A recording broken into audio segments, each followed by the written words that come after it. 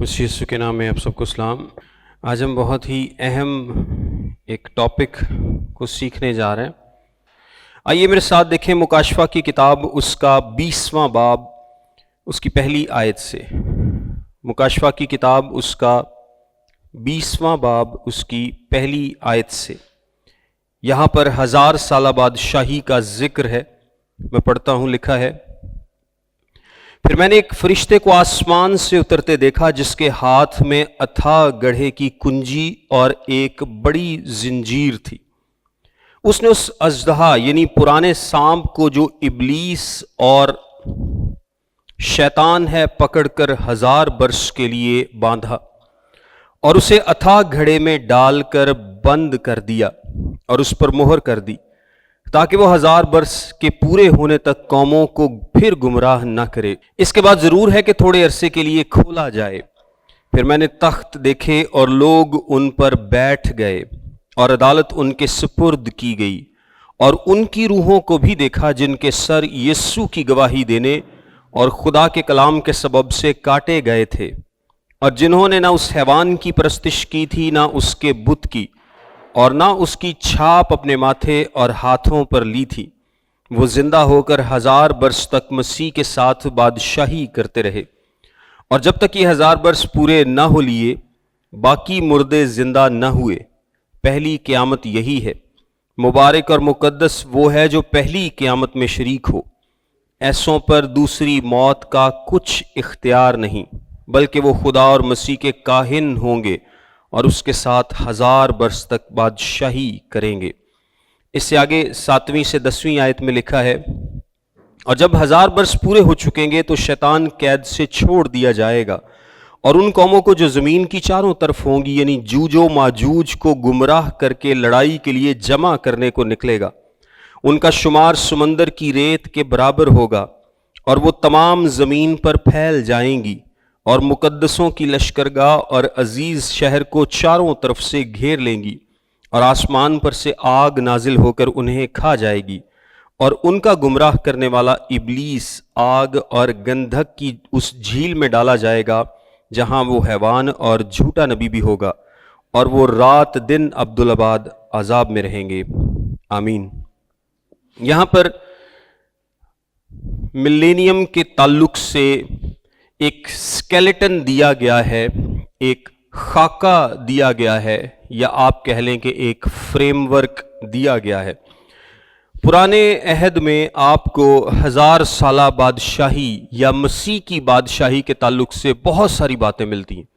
وہ یسایہ کی کتاب ہو، یرمیہ کی کتاب ہو، حزقییل کی کتاب ہو، یوئیل کی کتاب ہو، زکریا کی کتاب ہو، اور بہت ساری جگہ پر آپ کو زبور ہوں، آپ کو اس بادشاہی کے تعلق سے بہت ساری باتیں ملتی ہیں کہ مسیح کی بادشاہی کیسی ہوگی، لیکن کوئی بھی اس کا فریم ورک اس طرح سے بیان نہیں کرتی جس طرح سے مکاشفہ کی کتاب بیان کرتی ہے۔ نئے عہد میں بھی بادشاہی کا ذکر کیا گیا ہے، ایون کہ متی کی انجیل میں یسوع مسیح اپنی بادشاہی کے اصول بتاتا ہے کہ میری بادشاہی کیسی ہے، آسمان کی بادشاہی کیسی ہے، مسیح کے رول کے تحت کنگڈم کیسی ہوگی۔ یہ یسوع مسیح نے بتایا کہ میرے کنگڈم پرنسپلز کیا ہیں۔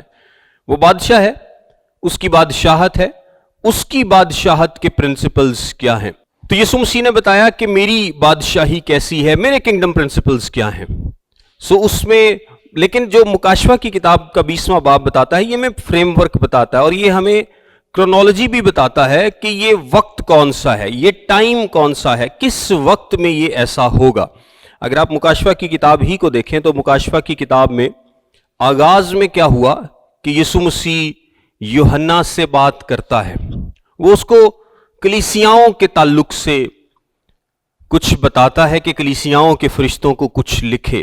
اس کے بعد یوحنا آسمان پر اٹھا لیا جاتا ہے، اور اس کے بعد 6 باب سے لے کر یعنی پہلے 3 باب جو ہیں وہ کہاں پر ہیں؟ زمین پر ہیں مکاشفہ کی کتاب کے۔ اس کے بعد 4 اور 5واں باب کہاں پر ہے؟ آسمان پر ہے، کیونکہ یوحنا آسمان پر اٹھا لیا گیا۔ پھر 6 باب سے لے کر 18ویں باب تک لگاتار آپ مصیبت کو دیکھتے ہیں۔ لگاتار کون سی؟ किस चीज को देखते हैं? मुसीबत को, जो कि इस दुनिया पर आई, गैर ईमानदारों पर आई, इब्लीस के निज़ाम पर आई। इब्लीस का जो एक सेटअप है रूहानी तौर पर भी और जिस्मानी तौर पर, या मादी मटीरियलिस्टिक निज़ाम भी, बाबल जिसको हम बोलते हैं, उस पर बड़ी मुसीबत आई। पूरी दुनिया पर बहुत सारी मुसीबतें आईं। और फिर 19वें बाब में हमने क्या देखा कि यीशु मसीह खुद इस दुनिया में मौजूद हुआ। 19वें बाब में क्या हुआ? यीशु मसीह खुद इस दुनिया में मौजूद हुआ। और हर मजदून की, जिसको हम जंग बोलते हैं, हुआ बेसिकली क्या था 19वें बाब में, कि तमाम दुनिया के गैर ईमानदार इकट्ठे हुए ताकि वो मसीह के साथ लड़ें, ताकि वो मसीह के साथ लड़े। और इससे पहले एक जो काम हुआ था, यानी मुसीबत के दौर से पहले एक काम यह हुआ था कि चर्च को आसमान पर उठा लिया गया था। चर्च को आसमान पर उठा लिया गया था। लेकिन स्टिल इस दुनिया में उन 7 सालों में बहुत सारे लोग मसीह पर ईमान लाए। और उसकी वजह क्या थी? उसकी वजह थी 1,44,000 चुने हुए अशखास जिन्होंने मसीह की मुनादी की, जिन पर मुहर की गई। उसकी वजह थी वो फरिश्ता जिसने यीशु मसीह की मुनादी की। उसकी वजह थे वो गवाह, 2 गवाह जिन्होंने मसीह की गवाही दी। उसकी वजह फिर इन सब की गवाही से, इन सब की खिदमत से जो लोग कन्वर्ट हो रहे थे, उन्होंने फर्दर आगे मसीह की गवाही दी। सो बहुत बड़ी खेप यीशु मसीह पर ईमान ले आई। ये सारे कौन लोग हैं? जो मुसीबत के दौर के ईमानदार हैं। ये कौन है जो मुसीबत के दौर के ईमानदार हैं? और हमने पहले भी एक डिस्टिंक्शन की थी कि कुछ ईमानदार हैं जो यीशु मसीह के पहले के दौर के हैं। उनको हम क्या बोलते हैं? Old testament cents. उनको क्या बोलते हैं? ओल्ड टेस्टामेंट सेंट्स, यानी पुराने अहद के मुकद्दसीन। ऑल्दो कि वो जिंदगी निजात तो यीशु मसीह के वसीले से ही पाएंगे, लेकिन यीशु मसीह के इस दुनिया में आने और चर्च के क़याम से पहले के जो लोग हैं वो क्या हैं? Old testament cents. और बाद में जब यीशु मसीह इस दुनिया में आता है और इस दुनिया में कलीसिया का क़याम होता है, उसके बाद जितने लोग यीशु मसीह पर ईमान लाते हैं वो कौन है? वो कलीसिया है, वो चर्च है, वो यीशु मसीह की दुल्हन है। इसके बाद कुछ और लोग भी हैं जो इसमें शामिल होंगे, और वो कौन से हैं? मुसीबत के दौर के मुकद्दसीन। वो कलीसिया में नहीं है क्योंकि कलीसिया उस वक्त उठा ली गई, लेकिन वो मुसीबत के दौर में जो यीशु मसीह पर ईमान लाएंगे वो मुसीबत के दौर के मुकद्दसीन कहलाते हैं। यानी उनको क्या बोला जाता है? Tribulation cents. इसके अलावा 1000 साला बादशाही में भी लोग यीशु मसीह को कबूल करेंगे। वो मैं आपको बताऊंगा कि कैसे और कैसे ये सब कुछ होगा। सो ये डिफरेंट लोग हैं, डिफरेंट अदवार हैं, डिफरेंट अदवार के मुकद्दसीन हैं जो कि सारे 1000 साला बादशाही में जाएंगे। सो 19वें बाब में यीशु मसीह जमीन पर आ गया। 19वें बाब में यीशु मसीह जमीन पर आ गया। वो सफेद घोड़े पर सवार था और उसके साथ उसके तमाम मुकद्दसीन भी आए। उसके साथ उसके तमाम मुकद्दसीन भी आए। हमने बिल्कुल लास्ट क्लास में इस बात को डिस्कस किया था कि जब वो इस दुनिया में आया और उसके साथ उसके मुकद्दसीन आए, तो जो हरमजदून है, यहां पर क्या हुई? जंग हुई। हरमजदून में क्या हुआ? जंग हुई। लेकिन ये कोई ऐसी जंग नहीं थी जिस तरह कौमें कौमों से लड़ती हैं।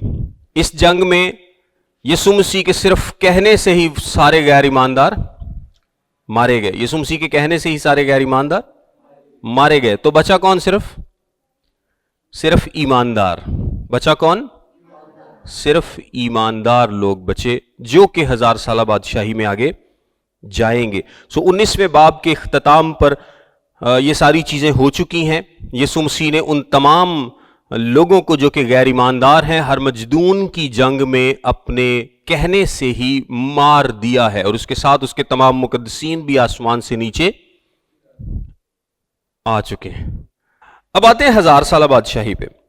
1000 साला बादशाही के ताल्लुक से पहले तो मैं आपको 3 व्यूज बताता हूं कि इसके ताल्लुक से कौन कौन से व्यूज जो हैं वो पाए जाते हैं। 1000 साला बादशाही के ताल्लुक से 3 व्यूज कॉमन है जो कि इस दुनिया में पाए जाते हैं। आपने ये बड़ा ही इंटरेस्टिंग है, बड़ा ही गौरतलब है, اور دھیان سے سننے والی ساری باتیں اگر آپ ایک دفعہ سن لیں گے تو آپ کو کبھی نہیں بھولیں گی، کیونکہ آپ نے اس کے تعلق سے بہت ساری باتیں سن رکھی ہوں گی پہلے، کوئی بٹس اینڈ پیسز میں، کوئی تھوڑی سی یہ انفارمیشن، تھوڑی سی یہ انفارمیشن، تھوڑی سی یہ انفارمیشن. تو ہماری کوشش ہے کہ آج ہم اس ساری انفارمیشن کو کمپائل کر لیں، ایک جگہ پہ اکٹھا کر لیں، تاکہ آپ کو نیکسٹ یہ کبھی بھولے نہ، یہ آپ کو یاد رہے. سو 3 کانسیپٹ جو 1000 سالہ بادشاہی کے تعلق سے پائے جاتے ہیں، ان میں ایک کانسیپٹ ہے جس کو ہم بولتے ہیں پری ملینیلزم. کیا بولتے ہیں؟ پری ملینیسٹس، یعنی ایسے لوگ جو پری ملینیسٹس ہیں، ان کا کیا ماننا ہے؟ ان کا وہ ماننا ہے جو آج ہم ڈسکس کریں گے، یہ پری ملینیسٹس. یعنی اس کی میں تفصیل اس لیے بھی آپ کو نہیں بتاتا کیونکہ ہم نے ساری یہی تفصیل ڈسکس کرنی ہے. اور پری جو ہیں ان کا ماننا یہ ہے، میں تھوڑی سی سمری آپ کو بتا دیتا ہوں کہ جو چیزیں ہو رہی ہیں یہ ہم ان کو لٹرل وے میں ان کی تفسیر کرتے ہیں. یعنی پہلے یسوع مسیح اس دنیا میں آیا ہے، اس نے ہر مجدون میں تمام جو فوج اکٹھی ہوئی تھی اس کو شکست دی ہے، اس کو مار دیا ہے، اس کو ختم کیا ہے. اور اب کیا ہوگا؟ اب 1000 سالہ بادشاہی کا اس دنیا میں آغاز ہوگا، اور یہ لٹرل 1000 سال ہیں. یہ کیا ہے؟ لٹرل 1000 سال. لٹرل 1000 سالوں کا مطلب کیا ہے کہ 1000 سال مطلب پورے 1000 سال. یہ کوئی فگریٹو لینگویج نہیں ہے کہ 1000 سال مطلب ایک دن، یا ایک دن مطلب 1000 سال، یا 1000 سال کا مطلب ہے ایک لمبا پیریڈ یا چھوٹا پیریڈ، اس طرح سے نہیں. 1000 سال مطلب 1000 سال. جو اس کے بعد ایک اور ویو پایا جاتا ہے اس کو ہم بولتے ہیں پوسٹ ملینیلزم. اور جو پوسٹ ماننے والے لوگ ہیں یہ کہتے ہیں کہ یہ جو 1000 سالہ بادشاہی ہے نا، یہ لٹرل نہیں ہے. 1000 سالہ بادشاہی لٹرل نہیں ہے، بلکہ یہ بادشاہی کیا ہے؟ اس دنیا میں موجود ہے. اور اب کیا ہوگا کہ آہستہ آہستہ آہستہ آہستہ جو کرسچینٹی ہے وہ دنیا میں بڑھتی جائے گی، دنیا بہتری کی طرف جاتی جائے گی، اور اس کے اینڈ پہ مسیح آئے گا. اس کے اینڈ پہ مسیح آئے گا اور ججمنٹ ہوگی. یعنی یہ جو پیریڈ ہے، یہ جو 1000 سالہ پیریڈ ہے، یہ کوئی ایگزیکٹ 1000 سالہ پیریڈ نہیں ہے، بلکہ یہ چل رہا ہے پیریڈ، اور اس پیریڈ کے اینڈ میں مسیح آئے گا. یعنی فرق کیا ہے؟ فرق یہ ہے کہ ہم مانتے ہیں، جو پری والے ہیں، ہم مانتے ہیں کہ یہ دنیا خراب بد اور بد سے بدتر ہوتی چلی جائے گی. اتنی خراب ہو جائے گی کہ بڑی مصیبت آئے گی، اور بڑی مصیبت کے بعد یسوع مسیح آئے گا اور پھر 1000 سالہ بادشاہی کو قائم کرے گا. لیکن جو پوسٹ والے لوگ ہیں یہ کہتے ہیں کہ نہیں، دنیا خرابی دنیا میں ہے، لیکن یہ آہستہ آہستہ بہتر ہوتی چلی جائے گی. اور بہت سارے لوگ 18ویں اور 19ویں صدی میں اس ویو کو مانتے تھے کہ کرسچینٹی بڑھتی جائے گی، دنیا بہتر ہوتی چلی جائے گی، اور ایک دن آئے گا کہ دنیا میں مسیح کا راج ہوگا، تب مسیح آ جائے گا، کرسچینٹی کا راج ہوگا.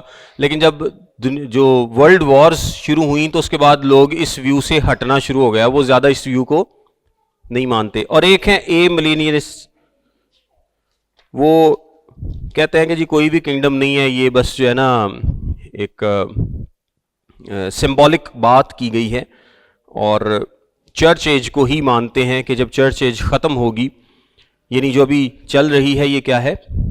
چرچ ایج ہے، اور جب چرچ ایج ختم ہوگی تو مسیح آ جائے گا. ان میں تھوڑے بہت ڈفرینسز پائے جاتے ہیں، لیکن خیر یہ ہمارا آج کا ٹاپک نہیں ہے. ہم اس چیز کو ڈسکس کریں گے جو کہ کلام مقدس میں موجود ہے. اس کائنات کا پہلا چیپٹر کس نے لکھا تھا؟ خدا نے خود لکھا تھا. اور آخری چیپٹر بھی کون لکھے گا؟ خدا خود لکھے گا، اور کوئی نہیں لکھ سکتا، اور کوئی کچھ نہیں کر سکتا. اس کائنات کا آغاز خدا نے کیا ہے، اس کا اختتام بھی کون کرے گا؟ خدا کرے گا. اس کائنات کا آغاز خدا نے اپنی مرضی سے کیا، اور اس کا اختتام بھی وہ اپنی مرضی سے کرے گا. جیسے وہ چاہے گا ویسے ہی کرے گا.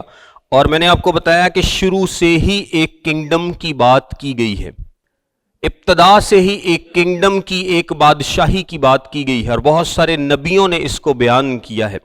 اور جب بھی آپ پروفیسیز اٹھا کر دیکھیں، یسایہ ہو، یرمیہ ہو، بہت سارے نبیوں نے کنگڈم کی بات کی ہے، اس کے آپ ہمیشہ دو ایسپیکٹ دیکھیں گے.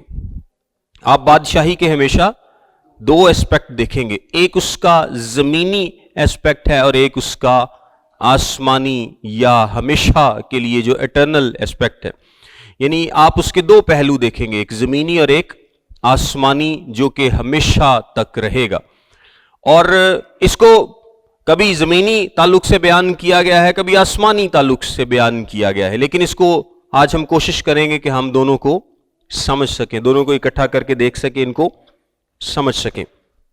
میرے ساتھ پہلی آیت دیکھیں. پہلی آیت میں لکھا ہے، مکاشفہ کی کتاب اس کا 20واں باب اور اس کی پہلی آیت: ابھی تک خدا نے تمام غیر ایمانداروں کو ان کا بندوبست کر دیا ہے، یعنی ان کو مار دیا ہے، ان کو ختم کر دیا ہے. بابل گرایا جا چکا، تمام بغاوت ختم کی جا چکی، تمام غیر ایماندار 19ویں باب میں جب یسوع اس دنیا میں آیا تھا وہ کیا ہوئے؟ مر مٹے ہیں. اب اس دنیا میں کوئی غیر ایماندار موجود نہیں ہے.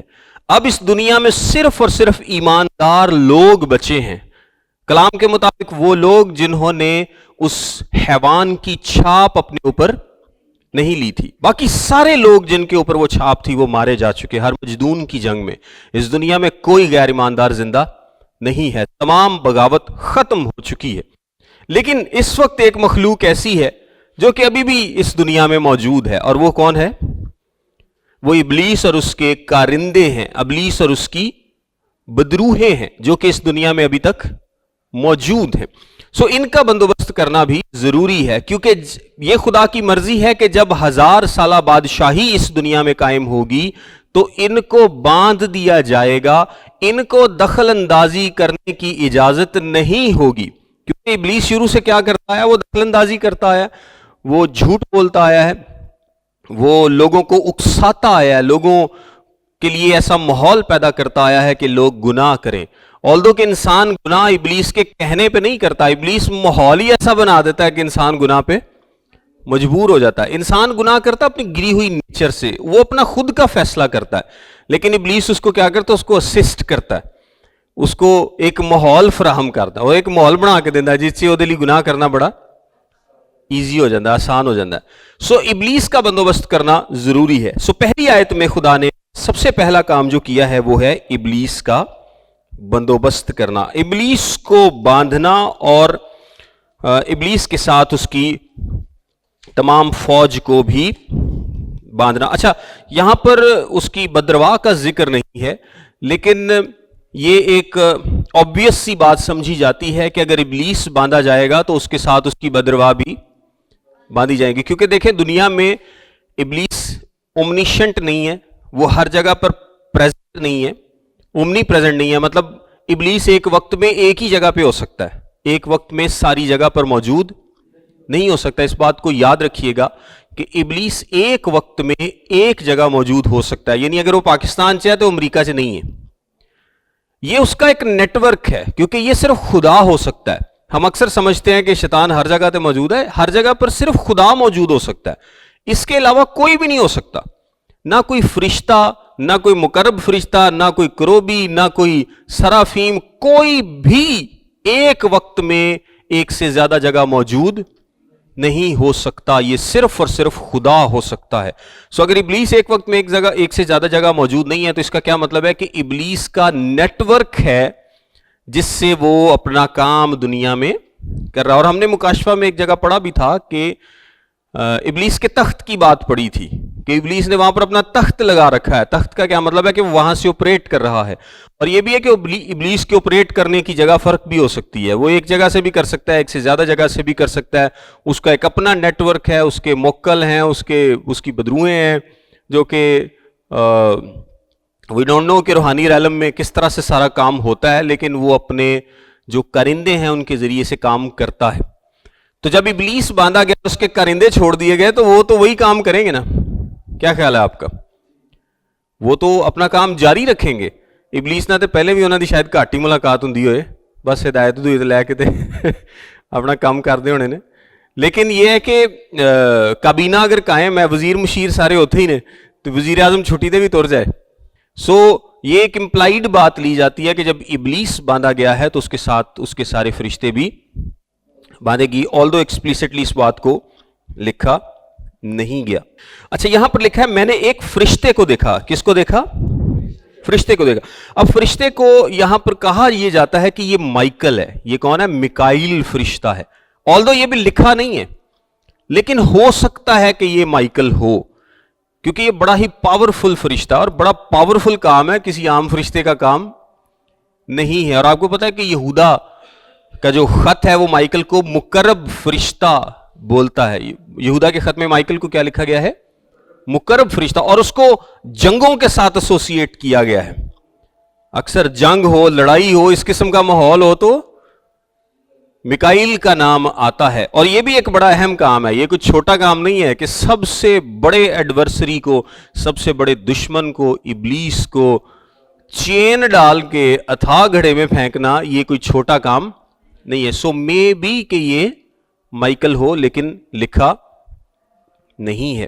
مکاشفہ کی کتاب کا اگر آپ 12واں باب دیکھیں اور اس کی 7ویں آیت، تو وہاں پر مائیکل کا ذکر ہے کہ میکائیل فرشتہ اس سے لڑنے کو نکلا اور اس نے اسے گرا دیا جب ابلیس اس دنیا پر گرایا گیا، تب میکائیل کا ذکر ہے۔ سو ہو سکتا ہے کہ یہ مائیکل ہو اور ہو سکتا ہے کہ یہ نہ ہو۔ یہاں پر یہ جو فرشتہ ہے یہ 6 کام کرے گا۔ کتنے کام کرے گا؟ 6 کام کرے گا۔ سب سے پہلا کام جو ہے وہ کیا کرے گا؟ وہ ابلیس کو پکڑے گا، دوسرے نمبر پر اسے باندھے گا، تیسرے نمبر پر اسے اتھاہ گڑھے میں پھینکے گا، چوتھے نمبر پر اس کو وہاں لاک کر دے گا، 5ویں نمبر پر اس پر مہر لگا دے گا، اور 6 نمبر پر 1000 سال ختم ہونے کے بعد اس کو وہاں سے کھول دے گا۔ سو یہ 6 کام ہیں جو کہ یہاں پر کیے جائیں گے۔ آئیے آگے بڑھتے ہیں۔ جو اگلا لفظ ہے فرشتے کے بعد وہ ہے اتھاہ گڑھا۔ کیا لفظ ہے؟ اتھاہ گڑھا۔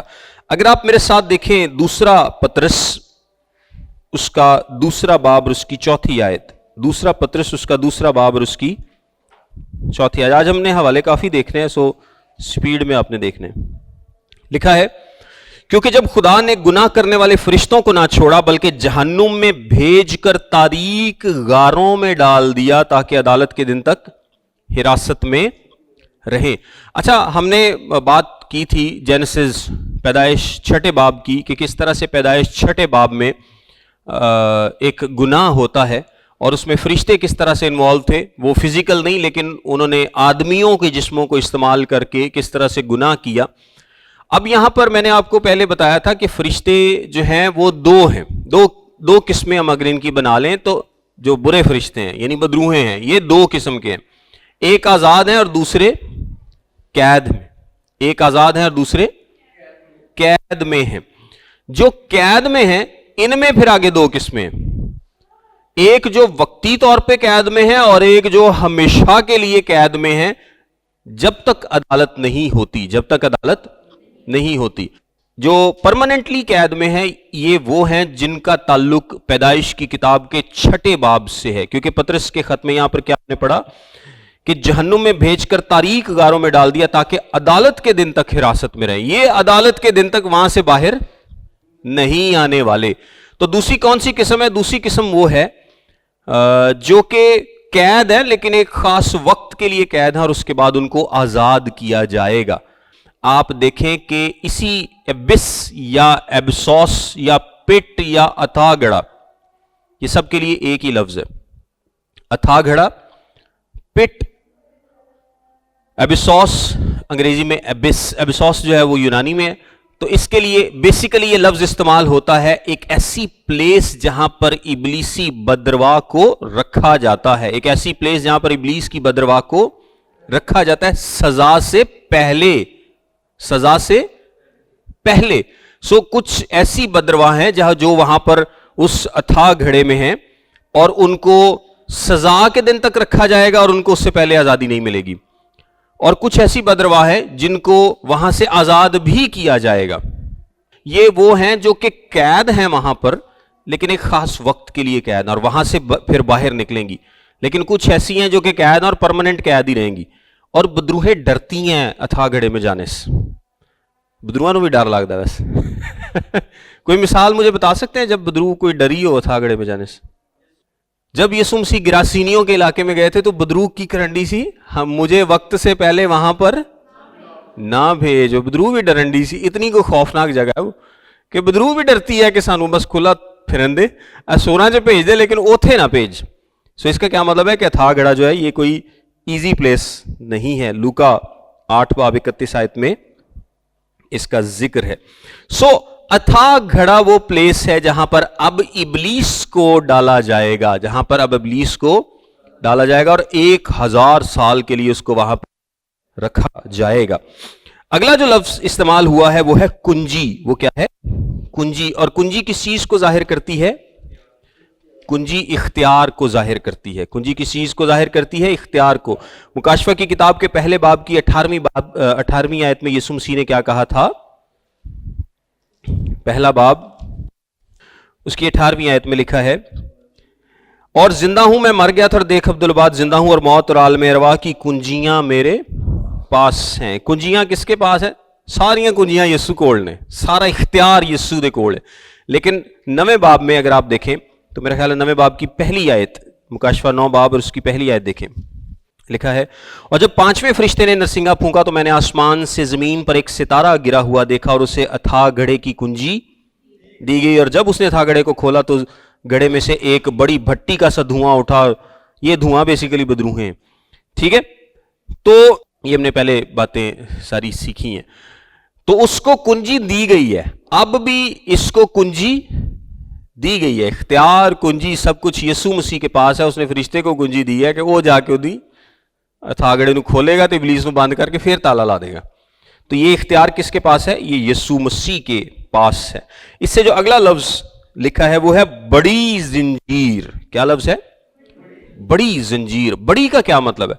बड़ी का मतलब, बड़ी बेसिकली इस चीज को बयान करती है कि इब्लीस कोई छोटी जी शय नहीं है, उसके लिए बड़ी जंजीर चाहिए। बड़ी जंजीर, बड़ी पावर चाहिए, बड़ी कुदरत चाहिए, ताकत चाहिए उसको काबू करने के लिए, और वो सिर्फ खुदा कर सकता है, कोई इंसान नहीं कर सकता। आपको एक मिसाल मैं उसी गिरासीनियों की ही देता हूं। जब गिरासीनियों के इलाके में यीशु मसीह गया था तो वहां पर जो बदरू गिरफ्तार था, क्या लिखा है कि उसको बांधने की कोशिश करते थे लेकिन वो क्या करता था? तोड़ देता था। यानी और वो उसको किसी चीज से बांधा नहीं जा सकता था क्योंकि वो इंसानी जंजीरें थी। इंसानी जंजीरों को बदरूहें तोड़ देती थी। वो तो बदरूआ सड़े थे आप इब्लीस। सो इंसानी जो जंजीरें हैं वो उसको काबू नहीं कर सकती। खैर, इंसानी जंजीरें उसे बांध नहीं सकती, और जो खुदा है सिर्फ वो उसको काबू कर सकता है, वो उसको बांध सकता है। ये इख्तियार सिर्फ खुदा के पास है। फिर मैंने फरिश्ते को देखा जो आसमान से उतरते देखा, जिसके हाथ में था गड़े की कुंजी और बड़ी जंजीर थी। उसने उस अजदहा यानी पुराने सांप को, जो इब्लीस और शैतान है, पकड़कर 1000 वर्ष के लिए बांधा। अगर आप यहां पर देखें तो यहां पर 4 लफ्ज इस्तेमाल किए गए हैं। मैं इस पे इसलिए टाइम लगा रहा हूं क्योंकि इंटरेस्टिंग है और याद रहना चाहिए आपको। अजदहा, सांप, इब्लीस और शैतान, 4 लफ्ज इस्तेमाल किए गए हैं। अजदहा अगर आप लफ्ज देखें तो आपको ये 12वें बाब में 3री, 4थी और 17वीं आयत में मिलेगा, और ये इब्लीस की ही तरफ रेफर करता है। अजदहा इब्लीस की तरफ ही रेफर करता है। और अजदहे से क्या मुराद है? अजदहा उसकी उस हैवानियत को पेश करता है। जानवरों जैसा होना, हैवानियत, उसकी फियर्सनेस, फेरोशियसनेस, उसका जालिम होना, उसकी ओप्रेसिवनेस, जिन्ने जिन्ने औखे लफ्ज ने ना सारे तुसी ला दे होते, ये उसको जाहिर करता है। अजदहा उसकी उस नेचर को बयान करता है। दूसरा जो लफ्ज है वो क्या है? पुराना सांप। अब पुराना सांप, आपको जब भी पुराने सांप का जिक्र मिलेगा तो आपकी सोच कहां पे जाएगी? बाग अदन में। पुराने सांप से फौरन सोच कहां चली जाती है? बाग अदन में। और बाग अदन में उसने क्या किया था? اس نے دھوکا دیا تھا. دوسرا کرنتھیوں اس کے 11ویں باب کی 3 آیت کے مطابق اس نے کیا کیا تھا؟ دھوکا دیا تھا, ڈسیو کیا تھا. سو ابلیس کیا ہے؟ وہ نہ صرف ایک فیروشس قسم کی نیچر رکھتا ہے, جانوروں جیسی اس کی نیچر ہے یا اس کی فیئرسنس جو ہے, اس کے ساتھ وہ دھوکے باز بھی ہے, وہ دھوکے باز بھی ہے, اور اس نے دھوکا دیا تھا. یہ دونوں اس میں خصوصیات ہیں. تیسرے نمبر پر لفظ استعمال کیا گیا ہے ابلیس, اور ابلیس کیا ہے؟ ڈیول. ابلیس کیا ہے؟ ڈیول. اور ڈیول کو یونانی میں کہتے ہیں ڈیابلوس, اور ڈیابلوس کا کیا مطلب ہے؟ سلینڈرر. سلینڈرر ہوتا ہے جو دوسروں پر جھوٹے الزامات لگاتا ہے, جو دوسروں کے بارے میں ایسی باتیں بیان کرتا ہے جو کہ سچ نہیں ہیں, دوسروں کے بارے میں جھوٹ بولتا ہے ان کو نقصان پہنچانے کے لیے. یہ بیسیکلی سلینڈرر کا یا ڈیول کا مطلب ہے. اور ابلیس کیا کرتا ہے؟ کلام مقدس میں کیا لکھا ہے کہ وہ رات دن بھائیوں پر الزام لگاتا ہے. وہ کیا کرتا ہے؟ بھائیوں پر الزام لگاتا ہے. سو یہ اس کی نیچر ہے, یہ اس کی کیا ہے؟ نیچر. اور چوتھا لفظ جو استعمال کیا گیا ہے وہ ہے شیطان. وہ کیا ہے؟ شیطان, سیٹن. اور سیٹن کا کیا مطلب ہے؟ ایڈورسری یا دشمن یا اینیمی. سیٹن کا کیا مطلب ہے؟ دشمن یا اینیمی. سو وہ خدا کا دشمن بھی ہے, وہ الزام لگانے والا بھی ہے, وہ ڈسیور بھی ہے, دھوکہ بھی دیتا ہے, اور وہ فیئرس نیچر کا یا فیروشس نیچر کا مالک بھی ہے, جھوٹ بولنے والا دھوکے باز بھی ہے. سو یہ ہے جس کو اس فرشتے نے کیا کیا ہے؟ پکڑ کر باندھا ہے.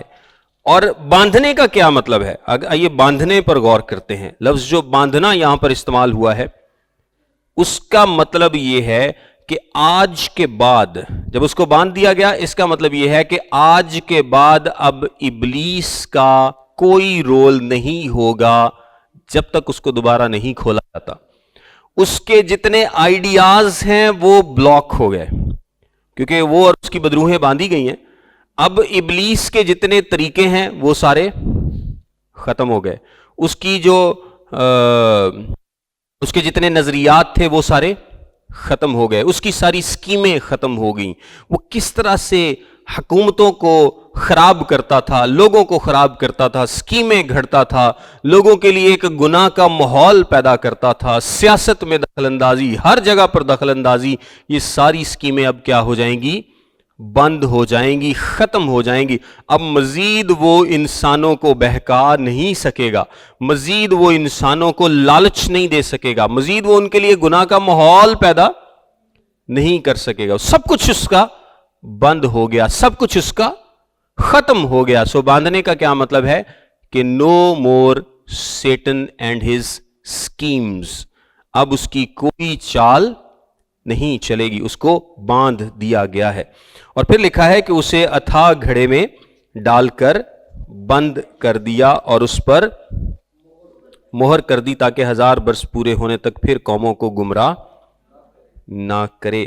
یعنی اب وہ قوموں کو گمراہ نہیں کر پائے گا. میرے ساتھ ایک حوالہ دیکھیں, یسایہ کی کتاب اس کا 24واں باب اور اس کی 21ویں آیت. یسایہ 24 باب اور اس کی 21ویں آیت میں لکھا ہے, اس وقت یوں ہوگا کہ خداوند آسمانی لشکر کو آسمان پر اور زمین کے بادشاہوں کو زمین پر سزا دے گا. آسمانی لشکر کو آسمان پر اور زمین کے بادشاہوں کو زمین پر. زمین کے بادشاہوں کو سزا مل چکی, آسمانی لشکر کو سزا ملے گی. اور وہ ان قیدیوں کی مانند جو گڑھے میں ڈالے جائیں جمع کیے جائیں گے, اور وہ قید خانے میں قید کیے جائیں گے, اور بہت دنوں کے بعد ان کی خبر لی جائے گی. آسان ہے نا, کوئی اس میں مشکل نہیں ہے. میں دوبارہ پڑھتا ہوں.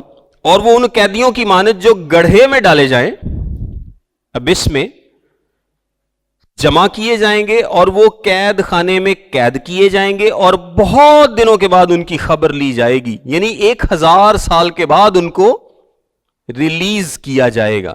یہ یسایہ کا انداز ہے اس کو لکھنے کا, یہ تھوڑا سا ڈیفرنٹ ہے. اور جو مکاشفہ کی کتاب ہے یہ اس کو ایگزیکٹلی بیان کرتی ہے کہ کیسے ہوگا, لیکن یہ پرانے عہد میں آپ کو ملتا ہے. اچھا, یہاں پر میں آپ کو ایک بڑی انٹرسٹنگ بات بتاتا ہوں, اور وہ ہے انوائرمنٹ کے تعلق سے. اب 4 آیت میں لکھا ہے, پھر میں نے تخت دیکھے, لوگ ان پر بیٹھ گئے اور عدالت ان کے سپرد کی گئی. یہ تو خیر کافی زیادہ انٹرسٹنگ ہے کہ یہ تخت کون سے ہیں, لوگ وہاں پر کیسے رہیں گے, کون کون جائے گا, کیا ہوگا, یہ سب کچھ. لیکن اس سے پہلے والی بات جو ہے نا وہ میں آپ کو بتاتا ہوں کہ انوائرمنٹ پر یا ماحول پر کیا اثر ہوگا. آپ کو اگر میں یاد دلاتا چلوں تو جو باغ عدن تھا, تھوڑا سا ہم پیدائش کی کتاب پہ واپس آتے ہیں. باغ عدن میں لوگ کیا کھاتے تھے؟ ہری سبزیاں کھاتے تھے, پھل کھاتے تھے, کوئی گوشت کھانے کا کانسیپٹ وہاں پر نہیں تھا. باغ عدن میں یہی مانا جاتا ہے کہ اس وقت, یعنی آپ یا باغ عدن یا نوح کے طوفان سے پہلے کی بات کر لیں تو کانٹیننٹس نہیں تھے, یعنی بر اعظم نہیں تھے. ماحول بڑا سازگار تھا, ماحول اچھا تھا. ایک کہا جاتا ہے کہ ایک فضا کے اوپر کینوپی تھی جو الٹرا وائلٹ ریز کو نہیں آنے دیتی تھی, اور وہی کینوپی کا شاید پانی بعد میں نیچے آیا طوفان میں. لیکن یہ سب کچھ بہت اچھا تھا, ماحول اتنا سازگار تھا, موسموں میں شدت نہیں تھی, گرمی سردی کی وہ شدت نہیں تھی, زمین پر بڑے بڑے پہاڑ نہیں تھے, زمین ہیبیٹیبل تھی, یعنی زیادہ تر زمین ایسی تھی جس پر رہا جا سکتا تھا, بنجر زمینیں نہیں تھیں, یہ جو صحرا ہیں یہ نہیں تھے, یعنی ایسی جگہ نہیں تھی جہاں پر انسان جا ہی نہیں سکتا, یہ جس طرح نارتھ ساؤتھ پولز ہیں, یا جو برفیلے پہاڑ ہیں جہاں پر آپ رہ نہیں سکتے, جہاں پر آپ جا نہیں سکتے. تو یہ ایک ماحول بڑا اچھا ماحول تھا جو کہ نوح کے طوفان سے پہلے کا تھا. اور جب نوح کا طوفان ہے, اور اسی وجہ سے لوگ اتنے سال زندہ رہا کرتے تھے, 900 سال ان کی, 950 سال, اس سے بھی زیادہ ان کی عمر تھی. چاہے اس وقت وہ گناہ میں زندگی گزار رہے تھے, لیکن اتنا اچھا ماحول تھا جو کہ نوح کے طوفان کے بعد سارا چینج ہو گیا. یعنی نوح کے طوفان میں جتنی بھی سیزمک ایکٹیویٹی ہے, ٹیکٹونک پلیٹس ہیں جو زمین کے نیچے وہ ہلا دی گئی, ہم بڑی ڈیٹیل میں اس پہ گفتگو کر چکے ہیں. یہ پہاڑ سارے اس وقت بنے, وادیاں اس وقت بنی, سمندر گہرے اس وقت ہوئے, یہ سارا کچھ اس وقت ہوا. اتنی زمین چینج ہو گئی کہ پہلے کی اور بعد کی زمین کو آپ کمپیئر ہی نہیں کر سکتے, آپ کمپیئر نہیں کر سکتے. اتنا زیادہ بدلاؤ آیا, اتنا زیادہ بدلاؤ آ گیا. اور پھر خدا نے جو اس کو بولتے ہیں اینٹی ڈیلووین ورلڈ, یعنی طوفان سے پہلے کے لوگوں کو یا دنیا کو, اور پھر پوسٹ ایک اینٹی ڈیلووین ورلڈ ہے, ایک پری ہے. اچھا, یہ جو بعد والا ماحول چینج ہوا, یہ مسیح کی 1000 سالہ بادشاہت سے پہلے بھی کیا ہوگا؟ چینج ہوگا. اس سے پہلے جب ہم نے دیکھا تھا تو کیا ایک ایکٹیویٹی ہوئی ہے اس وقت کہ ٹیلے ختم ہو گئے, بڑے بڑے پہاڑ ختم ہو گئے, سمندروں کے لیول جو تھے, جو بہت گہرے سمندر ہیں, وہ کم ہو گئے. پوری دنیا میں ایک بہت بڑا چینج آیا, پوری دنیا میں ایک بہت بڑا چینج آیا. یعنی خدا نے بادشاہی, 1000 سالہ بادشاہی سے پہلے اس دنیا کو ریسیٹ کر دیا ہے. خدا نے کیا کر دیا ہے؟ ریسیٹ کر دیا ہے, اس جیسا بنا دیا ہے جیسا کہ عدن میں اس وقت ہوا کرتا تھا. اس جیسا بنا دیا گیا ہے جیسا کہ نوح کے طوفان سے پہلے ہوا کرتا تھا. زمین بہت ہی سوٹیبل تھی, اور جو زمین سے کوہر اٹھتی تھی وہ اس کو سیراب کرتی تھی. پانی کا زبردست نظام تھا, ماحول بڑا سوٹیبل تھا, اور اس میں گرمی سردی کی شدت نہیں تھی, طوفان آندھی یہ ساری چیزیں نہیں تھی. سو زمین کو ریسیٹ کر کے اس طرح کا بنایا گیا ہے جس طرح کی وہ پہلے تھی, تاکہ انسان لانگ ٹرم سروائیو کر سکے. انسان کیا کرے؟ لانگ ٹرم سروائیو کر سکے. یسایہ کی کتاب میں بھی ہم آگے جا کے حوالے سارے دیکھیں گے کہ یسایہ کی کتاب میں لکھا بھی ہے کہ کوئی بچہ بھی مرے گا تو کتنے سال کا مرے گا؟ 100 سال کا. کوئی بچہ بھی ہے مرتا ہے نا, تو وہ کتنے سال کا مرے گا؟ سو لوگ سینکڑوں سال اس وقت میں جی سکیں گے, لوگ سینکڑوں سال اس وقت میں جی سکیں گے. اگر آپ میرے ساتھ حوالے دیکھیں, چند حوالے ہم کوئکلی دیکھیں گے. یسایہ کی کتاب اس کا 40واں باب. یہ یسوع مسیح جب 1000 سالہ بادشاہت قائم کرتا ہے نا اس دنیا میں, یہ اس سے پہلے ہوگا, یہ اس سے پہلے ہوگا. یعنی زمین کو ریسیٹ کیا جائے گا, زمین کو اس طرح کا بنا دیا جائے گا جو کہ بادشاہی کے لائق ہوگی, اور وہ زبردست ہوگی.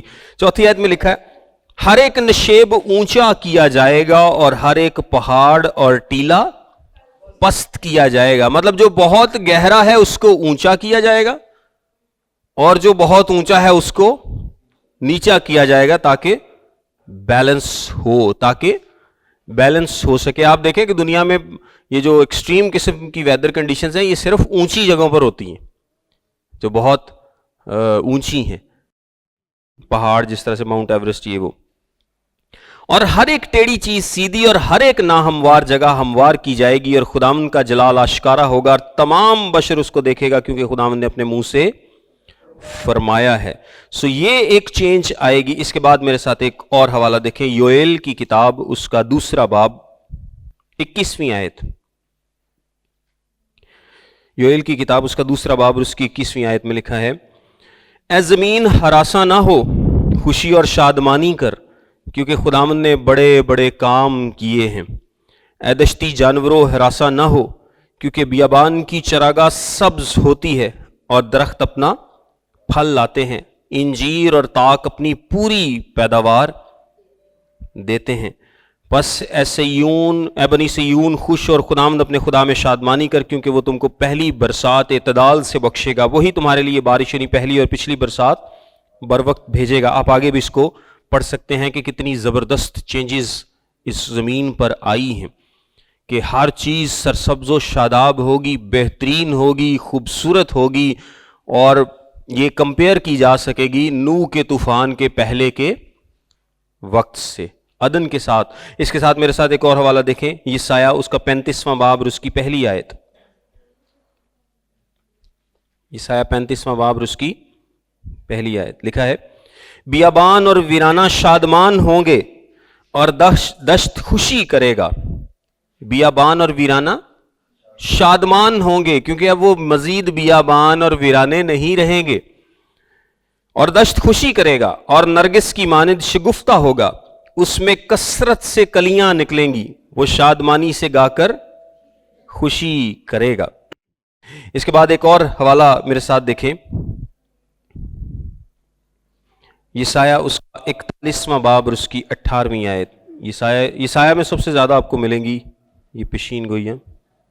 41واں باب اور اس کی 18ویں آیت میں لکھا ہے, میں ننگے ٹیلوں پر نہریں اور وادیوں میں چشمے کھولوں گا. ننگے ٹیلوں پر نہریں اور وادیوں میں چشمے کھولوں گا, صحرا کو تالاب اور خشک زمین کو پانی کا چشمہ بنا دوں گا. سو بیسیکلی بتانا میں آپ کو یہ چاہ رہا ہوں کہ زمین پر کچھ کیٹاکلزمک ایونٹس ہوئے ہیں, زلزلے آئے ہیں, بہت بڑے بڑے ایونٹس ہوئے ہیں جن سے زمین کو پھر سے ریسیٹ کر دیا گیا ہے, لیکن اب کی بار پانی سے تباہ نہیں کیا گیا. پہلے خدا نے زمین کو ریسیٹ کیا تھا نوح کے وقت میں, تو زمین پر بہت ساری چینجز آ گئی تھی, بہت زیادہ چینجز آئی تھی, لیکن اب کی بار جب ریسیٹ کیا ہے تو پھر بہت ساری چینجز آئی ہیں اور زمین دوبارہ سے ویسی ہو گئی ہے جیسی خدا چاہتا ہے کہ 1000 سالہ بادشاہت میں ہو. اور اس کے علاوہ بھی یعنی انسانوں اور جانوروں کے تعلق سے بھی چینجز آئی ہیں, وہ ہم نیکسٹ اس میں بریک کے بعد ڈسکس کرتے ہیں. یہ زمین کے تعلق سے چینجز ہیں, یعنی زمین اپنی پوری پیداوار دے گی, درخت اپنا پھل دیں گے, کوئی زمین کو خراب کرنے والی, زمین کو اجاڑنے والی کوئی چیزیں نہیں ہوں گی. زمین جہاں پر پانی نہیں ہے, جو صحرا ہے وہاں پر پانی ہوگا, چشمے ہوں گے, زبردست بہترین ماحول ہوگا جس میں انسان بہت عرصے تک جی سکے گا اور اس سے لطف اٹھا سکے گا, اور خداوند انسان کو دکھائے گا کہ اس نے اس کے لیے کیسا ماحول کریٹ کیا تھا.